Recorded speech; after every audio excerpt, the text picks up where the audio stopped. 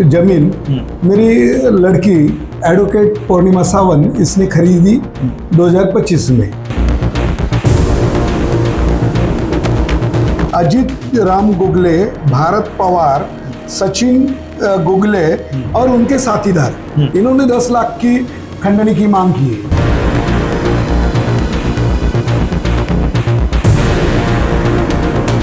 Mangaon police वरिष्ठ निरीक्षक निवृत्ति बोराडे, इन्होंने कोई भी कार्रवाई न करते, हमने 2-4 बार उनको लेटर देके भी उन्होंने कोई कार्रवाई नहीं की। इसके लिए इनकी हकलबट्टी करना चाहिए और इनकी संपत्ति की जांच होना जरूरी है।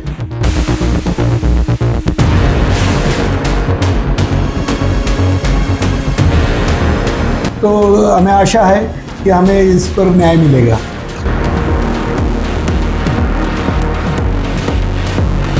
महाराष्ट्र पुलिस का एक नारा है, सदरक्षणाय खल निग्रहणाय।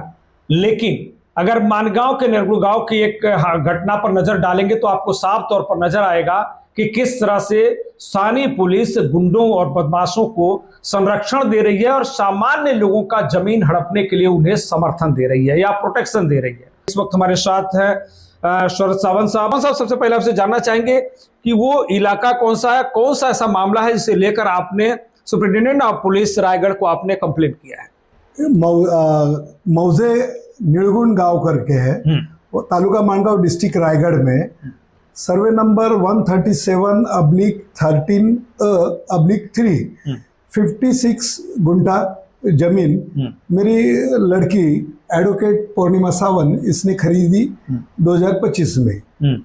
उस जमीन के बाउंड्री का काम करने के लिए मेरा लड़का एडवोकेट सिद्धांत सावंत ये 24 मार्च को जगह पे गया था।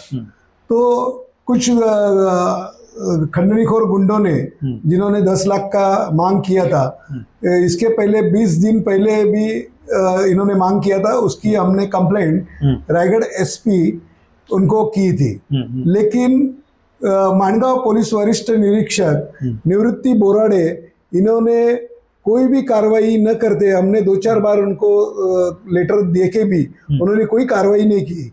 और इतना सब 24 मार्च को भी हादसा होने के बाद में भी जो खंडनीखोर गुनहगार है, तो उन्होंने उस दिन रात को 11:22 पे फोन खंडनी के लिए 10 लाख के खंडनी के लिए किया, दोबारा किया।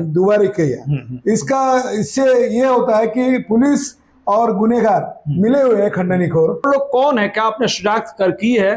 कंप्लेन में क्या उनका नाम आपने साफ तौर पर दर्ज किया है? उनका नाम है अजित राम गुगले, भारत पवार, सचिन गुगले और उनके साथीदार, इन्होंने 10 लाख की खंडनी की मांग की है। किस तरह से आपको धमका रहे हैं और किस तरह से पैसे की मांग कर रहे हैं? इनको खंडनी से मतलब है, बाकी उनका कोई ताल्लुकात नहीं हमसे। हमारी बेटी ने 1 साल पहले जगह खरीद के लिए है और उसका 7/12 उनके नाम पे है, सर्वे सरकारी गवर्नमेंट सर्वे हुआ है, सब होते हुए भी इनका कोई ताल्लुकात नहीं। इनका सिर्फ पैसा खंडनी वसूल करना यही काम है।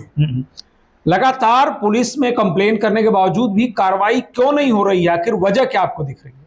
क्या है मन में, जब इतनी बार कंप्लेंट पुलिस वरिष्ठ निरीक्षक निवृत्ति बोराडे को किया, उन्होंने ये सब नजरअंदाज करने का कारण है उनको भी वहां से कोई गुंडों के साथ वो भी मिले हुए हैं। इसका मतलब ही यही है कि इतना सब हादसे होते हुए भी उन्होंने लापरवाही की है। इसके लिए उनकी संपत्ति की जांच के लिए मैंने महाराष्ट्र के मुख्यमंत्री और महाराष्ट्र पुलिस महासंचालक से मैंने अर्जी की है, कंप्लेंट की है।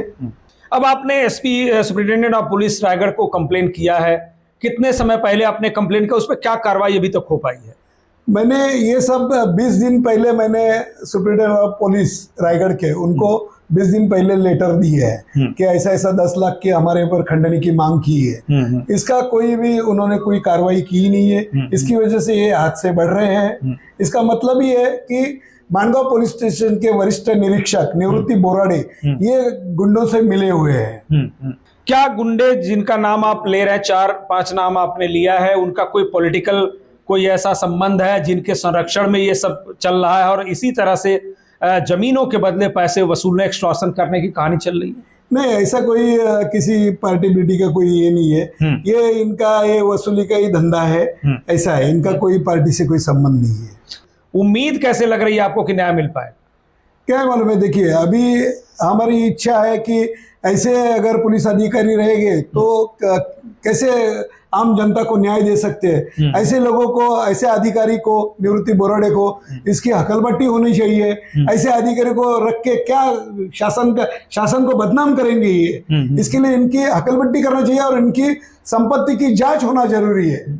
आपने सीएम और दूसरे कई मंत्रियों को और कंसर्न डिपार्टमेंट अधिकारियों को आपने खत लिखा है और शिकायत की है कि इनकी संपत्ति की जांच होनी चाहिए, और क्या क्या मांग इसमें शामिल है? हमारा तो यही है कि हमारे ऊपर जो अन्याय हो रहा है उसके बारे में ये ऐसे अधिकारी की संपत्ति की जांच होना जरूरी है और इन पे कार्रवाई होना जरूरी है।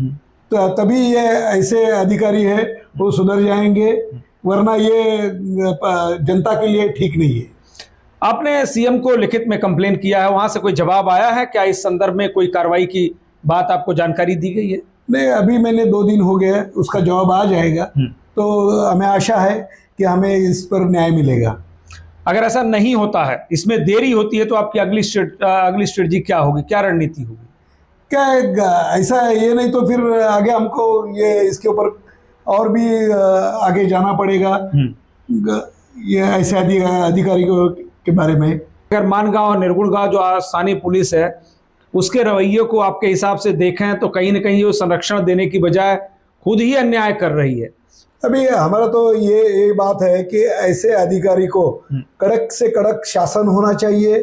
जनता के लिए ये अच्छा रहेगा, जनता के लिए अच्छा रहेगा। ये जितने भी दस्तावेज आप देख रहे हैं इसमें तमाम शिकायतें हैं उस मानगांव स्थानीय पुलिस स्टेशन के वरिष्ठ सीनियर के खिलाफ, वरिष्ठ पुलिस निरीक्षक के खिलाफ, सुपरिटेंडेंट ऑफ पुलिस को भी शिकायत की गई है और लिखित में सीएम और कंसर्न डिपार्टमेंट को भी शिकायत की गई है। मामला सीधा है कि एक व्यक्ति जिसने अपने पैसे लगाकर खून पसीने की कमाई देकर ऑफिशियल तरीके से जमीन खरीदी है, लेकिन वहां के स्थानीय गुंडे या भूमाफिया कहें तो उस जमीन को हड़पने के लिए सीधे तौर पर एक्सटॉर्शन की मांग कर रहे हैं और ऐसे में शिकायत के बाद भी कार्रवाई नहीं हो रही है। और ये बड़ा सवाल जो है वो मानगांव और रायगढ़ पुलिस की भूमिका पर खड़ा करता है। अब देखना होगा कि इन तमाम शिकायतों के बाद मुख्यमंत्री और संबंधित विभाग इन शिकायतों पर कौन सी कार्रवाई करता है।